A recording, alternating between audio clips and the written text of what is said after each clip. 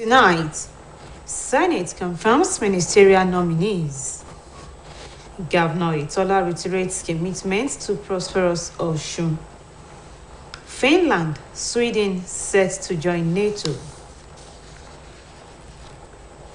Good evening, welcome to the Major Reports. Temitope Abukare is my name.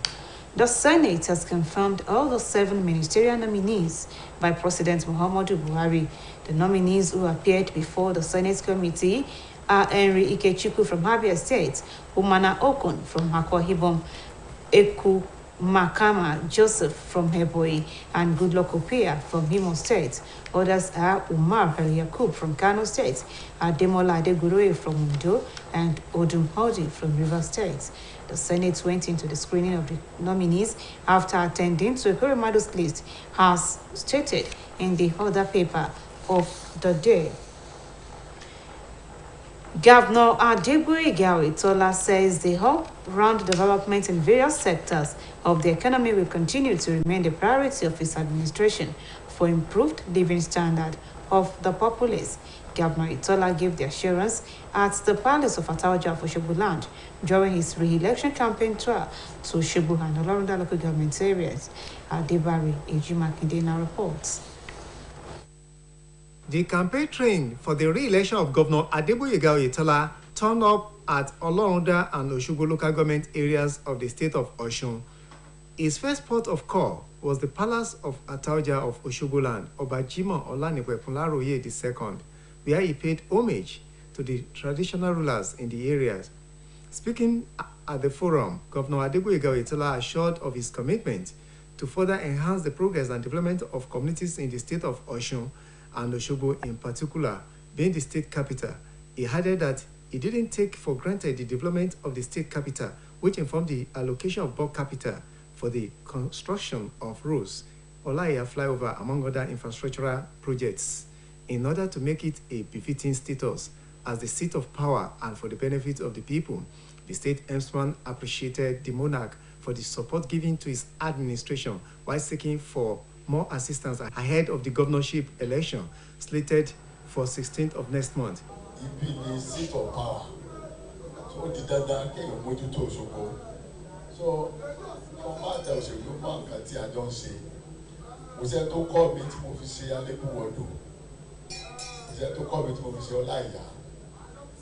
Mo lè máa fọwọ́ para pé Òṣogbo kìíní kan bí ìṣe. Mo mọ iye tí Ọláìyá ó kọ̀ sí mi. Prince Famodun said Governor Itola has performed creditably well, while assuring that his government will further extend dividends of democracy to communities, asking for massive support to vote Oyetola into power for the second term.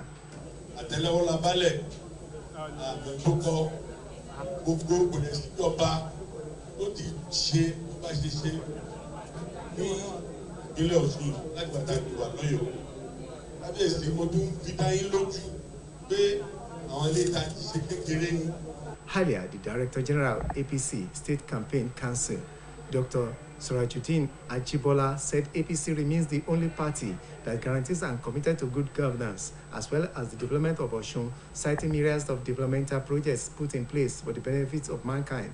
The lawmaker therefore called for the re-election of Governor Oyetola to further advance the cause of development in the state. In his response, the Ataja of Osogbo Land, Obajimo Olanipekunlaroye II, expressed delight over the pace of development in the state and the delivery of good governance by the present administration. Present at the occasion were the wife of the governor, Mrs. Kavayat Oyetola, the state deputy governor, Mr. Benedict Alabi, the APC National Secretary, Otumba Iyola Omishore, Secretary to the State Government of Osun, Prince Wole Oyebamiji, state government cabinet members, political stalwarts, among other dignitaries. Adebari Ejimakinde, OSBC News. Meanwhile, Osun State Governor Mr. Adegboyega Itola has reiterated his commitment towards bequeathing a prosperous future for the state through enviable infrastructure development and welfare initiatives of if re-elected in the forthcoming gubernatorial polls. Governor Itola gave the assurance during the campaign rally in Osogbo Olorunda local government areas held at Nelson Mandela Freedom Park after paying homage to the traditional rulers in the council areas as the Palace of Ataoja of Osogbo. Governor's office correspondent Sonia Honorindi has more on the story. Residents of Oshogbo and Olonda local government areas converge on the Nelson Mandela Freedom Park, Oshogbo, the state capital, to welcome the man after their heart, Governor Adeboye Oyetola, in appreciating the outstanding performance demonstrated since assuming the mantle of leadership. The campaign rally, which featured thousands of defectors from the People's Democratic Party into the fold of the All Progressive Congress, afforded Governor Adeboye Oyetola to re-emphasize his determination towards bequeathing the state of Osun with strong and virile economy, enviable infrastructural developments across the state, as well as various welfare packages that satisfies the yearnings and aspiration of the citizenry. Addressing the new members, Governor Adeboye Oyetola described the day as epochal and symbolic for the All Progressive Congress as it received members of the People's Democratic Party, adding that it is timely and instructive of the efforts of the ruling party in meeting the yearnings and aspirations of ordinary Nigerians across the country. He therefore reassured the new members of a prosperous future with loyal commitment to the All Progressive Congress. Ayé ìjọ ni wọ́n sọ pé tó bá join ẹgbẹ́ progressive wàá lọ kí ọ irọ́ ni o. Bó o ṣe dé náà láti máa gbẹ́ wọlé. Àpẹẹrẹ dẹ̀ pọ̀ tí mo lè máa tọ́ka sí èyí tó wà lọ́dọ̀ wa gan ẹ mọ̀. Ẹni tó jẹ́ olórí ẹgbẹ́ Sẹ́nitọ̀ Ìyọ̀lá Omiṣore kí ni ó wà sí inú ẹgbẹ́ mi ò gbọ́ ẹ tún sọ lẹ́ẹ̀kan sí i ó yẹ pé ní àwọn ọmọ rírì àwọn tó bá darapọ̀ ẹ má jẹ́ kí ẹrù bà yín pé ẹ bá wá kò ní kàn yín bọ́lọ̀ bá ti ló máa kàn yín lásìkò yá kàn yín immediately. Former Deputy Governor in the state of Osun, Mrs. Grace Titilaoye Ponle, the state chairman of the All Progressive Congress, Prince Gboyega Famodun, the Director General of Oyetola's Campaign Council, Senator Ajibola Bashir, among others, while urging eligible voters to come out en masse to vote for continuity in consolidating on the incredible feat recorded by Governor Adeboye Oyetola across the state. Also cautioned the voters to be sensitive and vigilant on the usage of the new electronic voting device to ensure that their vote counts at the July 16th gubernatorial poll. Dignitaries at the occasion, including the wife of the governor, Mrs. Kafayat Oyetola, the deputy governor, Mr. Benedict Alabi, the wife of the deputy governor, Mrs. Oyefunke Alabi, the National Secretary of the All Progressive Congress, Senator Iyola Omishore, the Speaker of the State House of Assembly, Honorable Timothy Oweye, members of the State Executive Council, members of the State House of Assembly, leadership and members of the All Progressive Congress from across the state. From the Governor's Office, Sanya Onorinde reporting. In the meantime, the defection of thousands of the members of the main opposition People's Democratic Party in the state is an attestation that Governor Adeboye Oyetola's style of administration is a classic example of democratic governance. OSBC reporter Oluwatosin Oladokun was at the Nelson Mandela Freedom Park, Oshogbo, revealed that the venue of the campaign of Oshogbo Olorunda local government areas was beehive of political activities. His report. For several hours, the Nelson Mandela Freedom Park, Oshogbo, was a beehive of political activities as thousands of PDP defectors were received by Governor Adeboye Oyetola into the ruling All Progressive Congress. To say the least, the defectors were seen wearing cheerful faces while chanting different songs to express their loyalty and determination toward the re-election of Governor Adeboye Oyetola. With the enthusiastic mode of the DCAMPs, it went out of place to tag the campaign Rally Broom Revolution Day.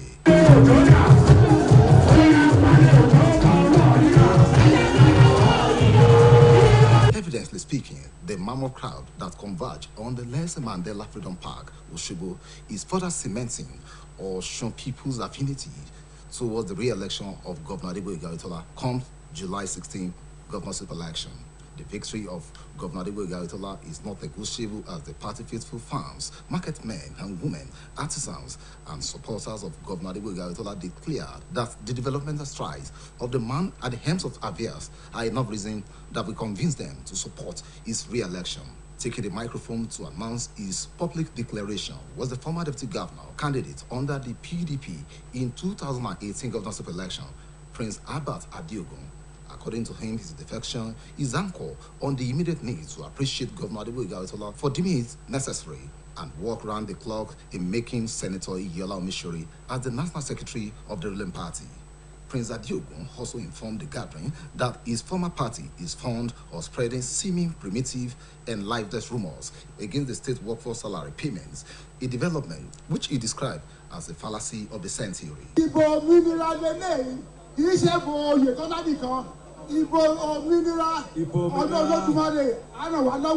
Speaking in the same thing were the former factional chairman of the People's Democratic Party in the state, Mr. Wali Ojo, former House of Representative aspirant under the PDP, David Asalo, popularly called Hasla, and Honorable Shoji Ibikunle gently renounced their PDP membership. A trial therefore asserted that the monumental developments recorded by Governor Adeboye Itola within few years of his administration makes APC gubernatorial candidate for July 16 polls, Mr. Oyetola, a marketable product for the inhabitants of the state. As a result of this, Governor Adeboye Itola should expect bulk votes across the local government areas in the state. Nínú láti join ẹgbẹ́ olóríire, ẹgbẹ́ APC, ẹgbẹ́ ìtẹ̀síwájú. Nǹkan tí mo fẹ́ fi dá Excellency wa lójú ni pé come July 16, 2022, by the special grace of God, ìbò wa la máa fi sọ̀rọ̀ léjìgbò. Leading another set of the campees to the podium were Honorable Fashogun Soko Kemade, Mr. Lanre Arugundade from Irepoton local government, and Alhaji Isa Bello from Ire. They explained that successes and unmatched innovation that Governor Oyetola is annexing to touch lives of many in the state, regardless of gender or religious leaning, has been basically brought them back to the progressive fold. Conducting the defection was the chairman of APC Campaign Defection Committee, who doubles as the Speaker of the State Parliament, Honorable Timothy Oye, alongside his members, handed over the decampees to Governor Adeboye Itola. Earlier, the National Secretary of APC in Nigeria, Senator Iyola Omishori, had led thousands of defectors to the podium where he addressed the gathering on the central and strategic reasons to vote massively for Governor Adeboye Itola in the forthcoming governorship election. He challenged members of the party and the decampees on the need to work wholeheartedly for the emergence of Governor Itola. He said victory of APC standard bearer for July 16 polls will consolidate on the monumental achievements of the present administration. High point of the campaign tour was the presentation of flag to leaders of defectors conducted by Governor Adeboye Itola and APC chairman in the state, Prince Gboyega Famoodun. Oluwatosin Oladogun, OSBC News. Labour movement says its attention has been drawn to what it described as needless campaign and deliberate falsehood as it affects workers under the present administration in the state. In a release made available to OSBC News, the Labour movement stressed the need to put the record straight so as not to wink and mislead the workers who are stakeholders on the Ocean project. According to the release, in spite of the apparent financial constraints, the administration of Governor Adeboye Itola attended to workers' welfare, meeting their demands and yearnings, including cash backing of outstanding promotions spanning 2015 to 2018, prompt payment of salaries and allowances of all categories of workers, thus forestalling industrial crisis, among others. It adds that civil service by default is designed to be loyal and committed to the cause of all government in power, stressing that Ocean Labour is committed in view of the resolve of the present administration not to further plunge the state into a pit of debt. The National Population Commission has said it is ready to conduct a credible population census across the country. Federal Commissioner of the NPC for Ocean State, Senator Mudashiru Zain, stated this as the training workshop for field personnel on trial census for the 2023 population and housing census held in the Shibu. The report is presented from our studios. for the conduct of the 2023 Population and Housing Census in Osun State. The National Population Commission has commenced a 12-day training workshop for the state-level field personnel to be engaged for the trial census. Speaking at the training workshop, the Osun State Federal Commissioner of the National Population Commission, Senator Mudashir Hussain, maintained that the training would equip the commission staff members to avoid the mistake of past census. He noted that the training is part of the further preparations for a credible census, adding that lots of things have been put in place before now to avoid the repetition of their failure in the last census. Senator Hussain, who maintained that a census is conducted to aid development of the people, noted that the commission will use a total of 110 field functionaries, which comprises of enumerators, supervisors, and facilitators for the trial census across all the local governments in the state of Osun. We have 90 enumerators and 9 supervisors, which is 99. And we have 5 people from Abuja who are here to monitor it. So e-recruitment has been selected by our system. Speaking, the director of the National Population Commission, Osun State Branch, Mr. Emmanuel Anlake, noted that the local government areas that will be covered include Osun Central Senatorial District, Osun West Senatorial District, and Osun East Senatorial District, urging the field personnel to demonstrate professionalism, diligence, and patriotism in their conduct during the trial census. Mr. Alake, who added that the main enumeration exercise holds between 11th and 30th of next month, reiterated the commitment of the present commission to make the 2023 census a resounding success through the adoption of technological innovations at every stage of the trial census process. Participants were taken through various processes of the main exercise. The challenge of insecurity in Nigeria seems to have defied all measures, as no military and paramilitary methods fashioned towards combating it appeared to have failed. Many Nigerians feel that the federal government must have been overwhelmed, hence the heated controversy on the legality of self-defense by citizens. In this special report of the week, Oluchi Amuda examines the implications of self-defense strategy on the unity of the country. Our report. The issue of insecurity in Nigeria has become a source of grave concern to well-meaning citizens, most of whom continue to wonder how the country arrived at such a situation where no one is safe anymore. And while still, rather than abate, the problem seems to be escalating day by day and now totally out of control. From the south to the north, east to the west, everyone seems to be apprehensive of what could happen in the next minute. Hardly could a day pass by without hearing news about attacks by herders, kidnapping issues, banditry, armed robbery, terrorist attack, among others. In all these, attacks on religious houses have not been spared, as both churches and mosques have been objects of attacks with its attendants' loss of lives and property. The recent attack on a Catholic church in Owondo State and the attack on intended pilgrims in Sokoto State are still very fresh at the minds of Nigerians. These are just a few of the many cases of insecurity in the country. These issues have become so common on the media, both conventional and social, that they hardly elicit the kind of response expected from the public. And wherever they do, such stories only trend for a day or two, and everyone goes back to business as usual. Most Nigerians have continually wondered how it got so bad, bearing in mind that the primary responsibility of a leader is the protection of lives and property. Fulfilling this huge responsibility of keeping the citizens safe might have become so overwhelming to both the federal and the state government, as the Zamfara State Governor Bello Matawali asked the citizens to start carrying arms to defend themselves.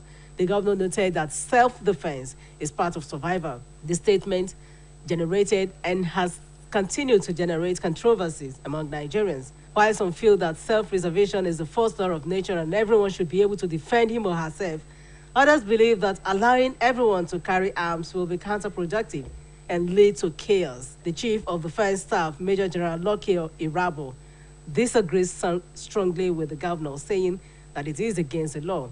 Basis for asking for citizens to bear arms, I'm yet to know. I believe that the Attorney General or the Federation will look at the Constitution and what the laws say and what the powers of the Executive Governor is to be able to do this. Some legal practitioners, including Mr. Soji Oladeji and Mr. Bayo Ojetunde, said there are legal steps that could be taken by any citizen that wishes to acquire a gun. The situation in the country has already brought us to a corner. So, and I think anyone individual who have the capacity to obtain a firearm, the government should allow it. But the law is there. But it's only that when you apply, any person who apply, it is not that the application does not make it automatic that police will give you the license to acquire a firearm or a gun. So there are people who the police will not even allow, despite that, whether they apply or not, because their discretion is very, very important before the license will be given to them. Unless you are licensed, you cannot carry arm without license. But what is happening in Nigeria now is that insecurity, as a result of insecurity, that's why the governor is clamoring that people should get firearm to defend themselves. It's not good. The Osun State Police Command, however, noted that there is an embargo on arms acquisition, saying that the police is even trying to mop up the arms in public domain, all in a bid to curb the security situation in the country. The fourth public relations officer, Yemisi Okpanola, spoke further on the issue in an interview with OSBC News. If you suspect any strange movement around you, the people that you don't see around your area, cry out, let people know, so that everybody will join hand together to ensure that that person leaves that environment, or tell the police, inform the police on time, or any other security agencies that are around. Besides the controversy surrounding the arms procurement issue, religious organizations have equally been advised on the need for the installation of CCTV cameras as a way of guiding the worship centers and the people from incessant attacks. Some religious leaders who spoke with OSBC News, including the president of Osun Muslim community, Alhaji Mustafa Olawi, and the state chairman of the Christian Association of Nigeria, Right Reverend Amos Ogunride, described the advice as a good one, but noted that government still needs to pull the bull by the horns and tackle the menace headlong. Something that is general should be done. One, reorientate Nigerians, improve the economy of the country. The youth, the population of the youth is more than 70% in this country. It means that they control the nation. But if they are impoverished, then whatever system you put on will not work. The state of insecurity in Nigeria, to me, is beyond the issue of installation of CCTV. Because these people, they are not covering their faces. You see them physically entering and killing people. You see them physically accosting people on the road, kidnapping people, taking them into the bush, demanding for ransom, and threatening to kill the victim if the ransom is not paid within stipulated time. Analysts have expressed strong conviction that once the security situation is tackled, every other challenges confronting the nation would be easier to deal with. Oluchi Amuja, OSBC News. Commercial break. Major report continues shortly.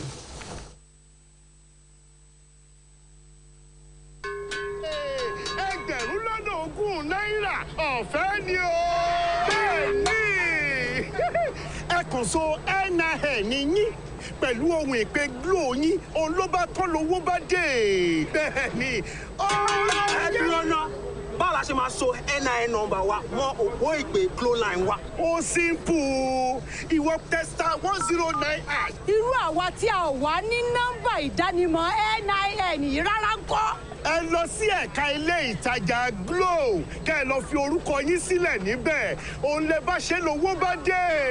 ẹ dákun ẹ jọ̀wọ́ báwo lèmi náà yóò ṣe jàǹfààní káàdì ìpè $20,000 ọ̀fẹ́. ṣé ẹ rí àwọn oníbàárà Glo tuntun àti àwọn tó ti wà ń bẹ̀ tẹ́lẹ̀tẹ́lẹ̀ ǹjẹ́ ẹ mọ̀ pé gbogbo wa pátápátá òun la láǹfààní àti jẹ káàdì.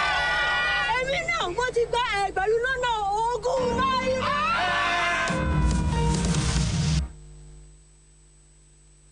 And on sports, Manchester United has reached an agreement with Feyenoord for Cherem Malacia and is optimistic of wrapping up a deal for the left back.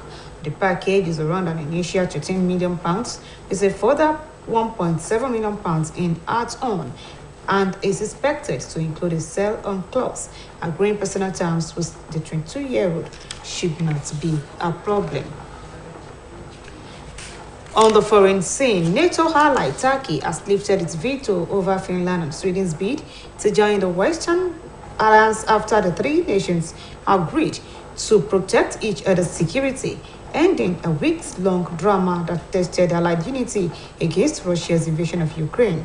The breakthrough came after hours of talks just before a NATO summit began in Madrid, averting an embarrassing impasse at the gathering of 30 leaders that aimed to show resolve against Russia.